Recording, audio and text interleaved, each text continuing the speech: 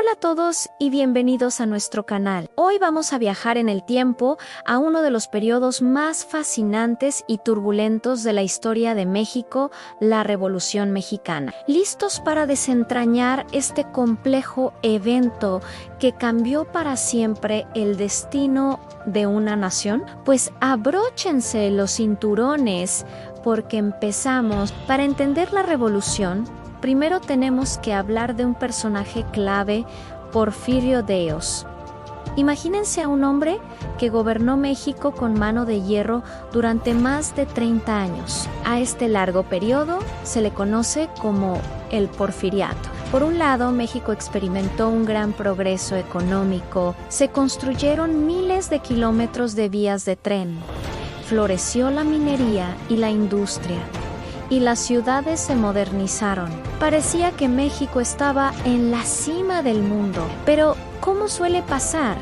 No todo era color de rosa. Este progreso tenía un costo muy alto y lo pagaba la gente común. La riqueza se concentraba en muy pocas manos, principalmente en terratenientes y empresarios extranjeros. La gran mayoría de los mexicanos, campesinos e indígenas vivían en la pobreza extrema, trabajando en haciendas donde eran prácticamente esclavos. No tenían tierras ni derechos, y su voz no era escuchada. La frase "pobre México", tan lejos de Dios y tan cerca de Estados Unidos, refleja muy bien el sentimiento de la época. La desigualdad era brutal. En este ambiente de descontento surgió una figura que se convertiría en el catalizador de la revolución en Francisco, Ian Madero. Madero no era un campesino pobre, sino un empresario y político de una familia adinerada. Él no buscaba una revolución violenta al principio, lo que quería era democracia. Estaba harto de que Díaz se reeligiera una y otra vez, así que en 1910 decidió postularse para presidente. La popularidad de Madero creció como la espuma. Díaz, sintiendo la amenaza, hizo lo que cualquier dictador haría: mandó arrestar a Madero y se declaró ganador de las elecciones. ¡Vaya sorpresa! Pero Madero no se dio por vencido. Logró escapar de la cárcel y huyó a Estados Unidos. Desde allí lanzó el famoso Plan de San Luis, en el que desconocía a Díaz como presidente y hacía un llamado a todos los mexicanos para que tomaran las armas el 20 de noviembre de 1910. Y la gente respondió. En el norte surgieron líderes como Pascual Orozco y el legendario Pancho Villa, un bandido convertido en genio militar. En el sur, en el estado de Morelos, otro nombre se hizo inmortal: Emiliano Zapata, con su grito de guerra, tierra y libertad. Zapata luchaba por algo muy concreto: aunque se les devolvieran las tierras a los campesinos. La combinación de estas fuerzas fue demasiado para el viejo régimen de Díaz en menos de un año. Las fuerzas revolucionarias tomaron ciudades clave. Díaz, viendo que su tiempo había terminado, renunció en mayo de 1911 y se exilió en París, donde murió años después. El dictador había caído. Parecía que la revolución había triunfado. Madero se convirtió en presidente y hubo una gran celebración, pero gobernar un país en plena ebullición revolucionaria es mucho más difícil que derrocar a un dictador. Madero era un idealista, creía en la democracia y en la ley, pero fue demasiado lento para cumplir las promesas que había hecho, especialmente la reforma agraria que tanto exigía Zapata. Zapata, decepcionado, rompió con Madero y proclamó su propio plan: el Plan de Ayala, donde declaraba a Madero traidor a la revolución y exigía la devolución inmediata de las tierras. Pancho Villa y otros líderes también empezaron a distanciarse del nuevo gobierno. La revolución, lejos de terminar, se había fragmentado. Ahora, los revolucionarios luchaban entre sí,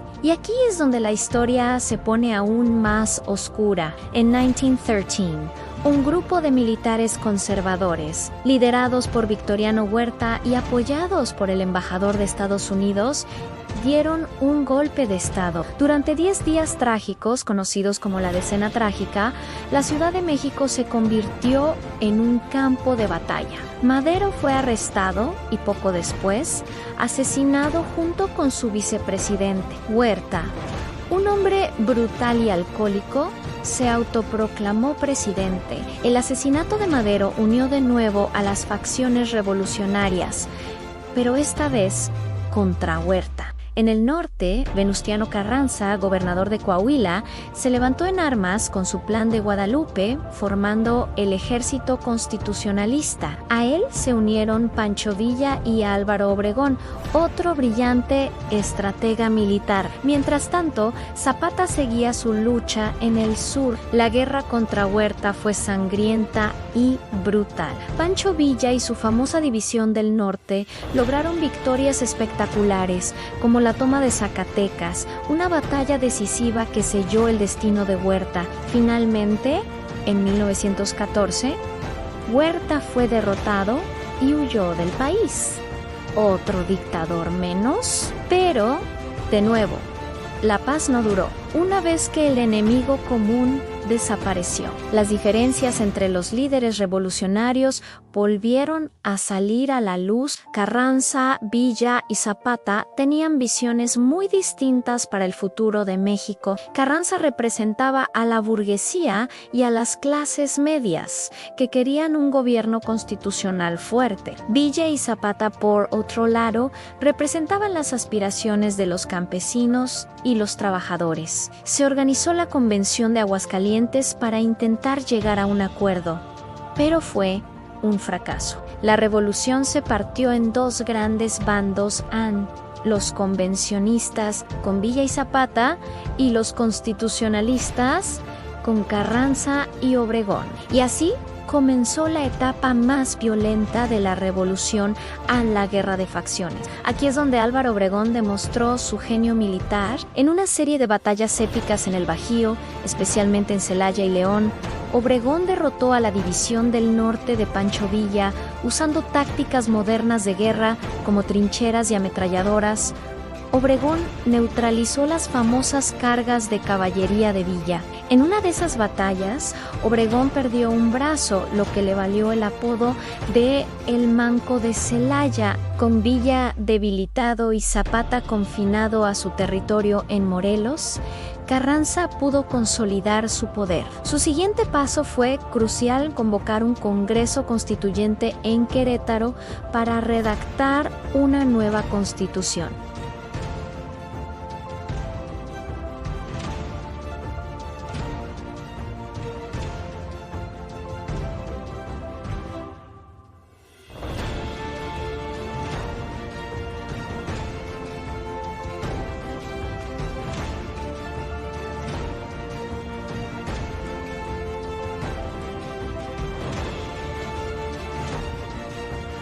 El artículo 27 declaró que la tierra y los recursos del subsuelo pertenecían a la nación, abriendo la puerta a la reforma agraria y a la expropiación petrolera que ocurriría años después. El artículo 123 estableció derechos laborales fundamentales, como la jornada de 8 horas, el salario mínimo y el derecho a huelga. Estos artículos recogían las demandas de las diferentes facciones revolucionarias. Con la nueva Constitución, Carranza se convirtió en el primer presidente constitucional. Sin embargo, la violencia no cesó del todo. Carranza, temiendo el poder de sus rivales, traicionó y mandó asesinar a Zapata en 1919 a Pancho Villa. Aunque derrotado, siguió siendo una figura influyente en el norte hasta que se retiró a una hacienda, donde también fue asesinado en 1923. El propio Carranza no terminó bien. Cuando intentó imponer a su sucesor, Álvaro Obregón se levantó en armas contra Elan Carranza. tuvo que huir de la Ciudad de México y fue asesinado en 1920.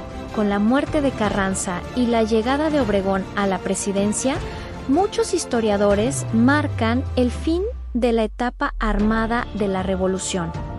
Entonces, ¿qué nos dejó la Revolución Mexicana? Fue un conflicto que costó la vida a más de 1 millón de personas y dejó al país en ruinas.